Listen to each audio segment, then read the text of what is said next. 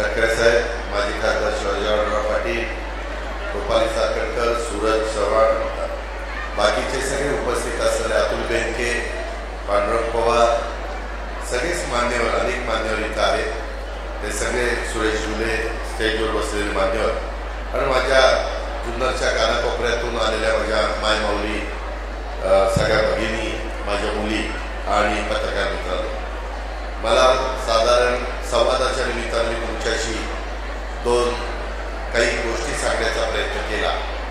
माझं आपल्याला सगळ्यांना सांगणे, महायुतीच्या सरकारच्या माध्यमातून मी यावेळेसचा अर्थसंकल्प देत असताना मी यावेळेस माझ्या भावांना दुधाचा दर वाढवून दिला, वीज माफी केली, माझे युवक युवती त्यांना प्रशिक्षण देण्याच्या बद्दल आम्ही वेतन द्यायचा निर्णय घेतला.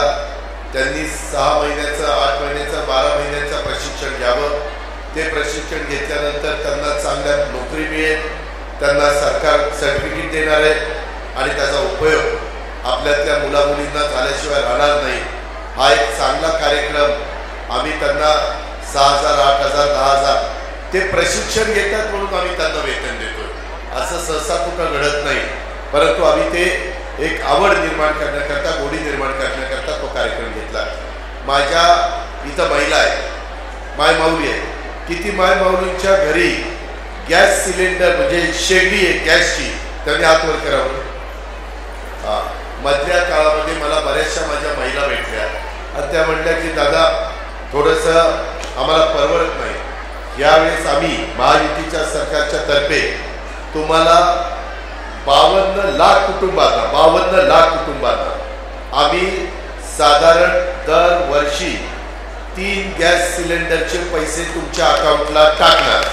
तुम्ही ते 3 गॅस सिलेंडर वर्षातनं आमच्यातर्फे तुम्हाला भाऊबीज आणि दर महिन्याला तर 1500 रुपये टाकणार. ते आता आलेले पण आहेत, त्याच्यात कुठेही आडकाठी येणार नाही.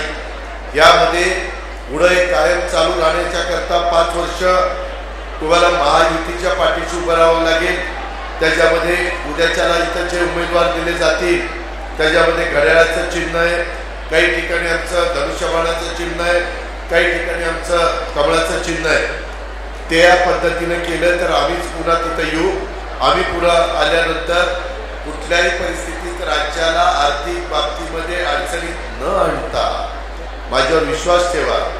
मी फार आर्थिक शिस्तीचा कार्यकर्ता आहे, पाळणारा, आणि त्यामुळं तुम्हाला त्याच्यातून आम्ही व्यवस्थितपणे ही योजना पुढे चालू ठेवू.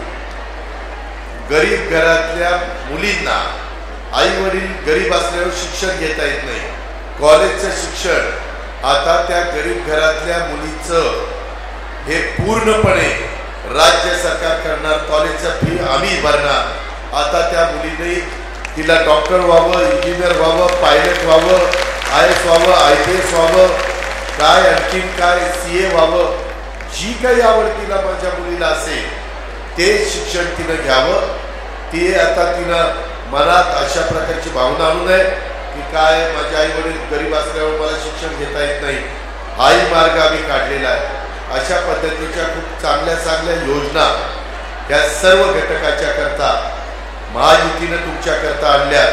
आता आरोप प्रत्यारोप होतील, काही जण आमच्यावर टीका टिप्पणी करतील, पण महाराष्ट्राचा सर्वांगीण विकास करणं, माझ्या पुणे जिल्ह्याचा, माझ्या जुन्नर तालुक्याचा, त्याकरता आम्ही सरकारमध्ये गेलो विकास करायला आणि त्या भागातले प्रश्न सोडवायला आणि माझ्या समाजातली गरिबी कमी करण्याकरता आम्ही गेलो. सरकारमध्ये मी होतो म्हणून या योजना तुमच्याकरता देऊ शकल्या. आज महाराष्ट्रातल्या करोडो योजना, करोडो महिला त्या असल्या योजनांच्यामुळं आनंदी झालेल्या आहेत, त्यांच्यामध्ये उत्साह आलेला आहे. त्याला अशाच पद्धतीनं सतत आपण पाठबळ देण्याचं काम करूया. आणि हा शब्द उद्याच्या भाऊबीजेच्या पार्श्वभूमीवर समोर बसलेल्या सगळ्या माझ्या मायमाऊलींना, सगळ्या माझ्या बहिणींना, सगळ्या माझ्या मुलींना देतो. आणि प्रचंड संख्येने आपण इथं आल्याबद्दल आपल्या सर्वांचं स्वागत करतो, आपले आभार मानतो. जय हिंद, जय महाराष्ट्र, जय राष्ट्रवादी.